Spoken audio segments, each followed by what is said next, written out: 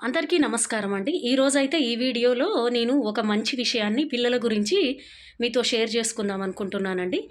ఈ పిల్లల విషయంలో మనము కొన్ని మంచి విషయాలు చిన్నప్పటి నుంచి నేర్పడం వలన వాళ్ళకి అవి జీవితంలో వాళ్ళు గెలవడానికి కానీ, పాజిటివ్‌గా ఆలోచించడానికి గానీ చాలా అవకాశం ఉంటదండి. అటువంటిదే ఈ విషయం. ఏంటంటే కొందరు డిజేబుల్డ్ పిల్లలుంటారండి.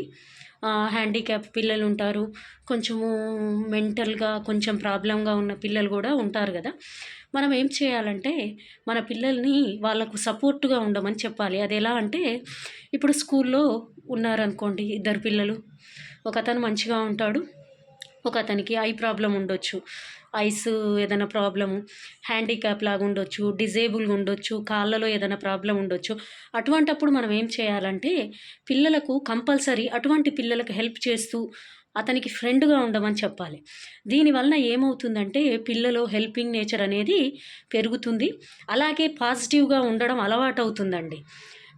అంతేకానీ ఎప్పుడైనా మనము ఎంకరేజ్ చేసే ప్రతి విషయం కూడా పిల్లలలో మంచి గుణాలు నేర్పేదిలాగా ఉండాలి. ఇప్పుడు మా బాబుకైతే నేను అలాగే చెప్తూ ఉంటానండి. హెల్ప్ చేయి, ఏదైనా ప్రాబ్లంగా ఉన్నా, ఐస్‌లో ప్రాబ్లంగా ఉన్నా, చేతులలో ఏదన్నా ప్రాబ్లంగా ఉన్నా నువ్వు వీలైనంత హెల్ప్ చేయి, వాళ్ళకు ఫ్రెండ్ లాగా ఉండు అని చెప్తూ ఉంటానండి. ఇలా చెప్పడం వలన పిల్లలకు గూడా లైఫ్ వాల్యూ అనేది తెలుస్తుంది. అలాగే ఎదుటివారికి హెల్ప్ చేయాలనేది తెలుస్తుంది. ఇలా చిన్నప్పుడు తెలవడం వలన వాళ్ళు పెద్దయ్యాక కూడా మంచి సేవా గుణంతో ఉంటారు.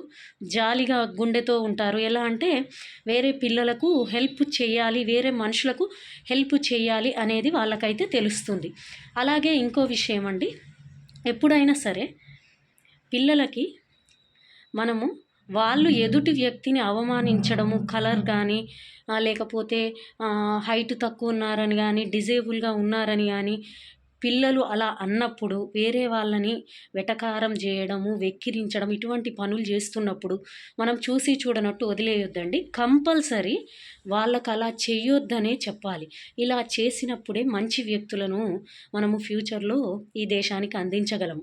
ఏ చిన్న విషయంలోనైనా పిల్లల విషయంలో చాలా జాగ్రత్తగుండాలి. నిర్లక్ష్యంగా ఉండదు.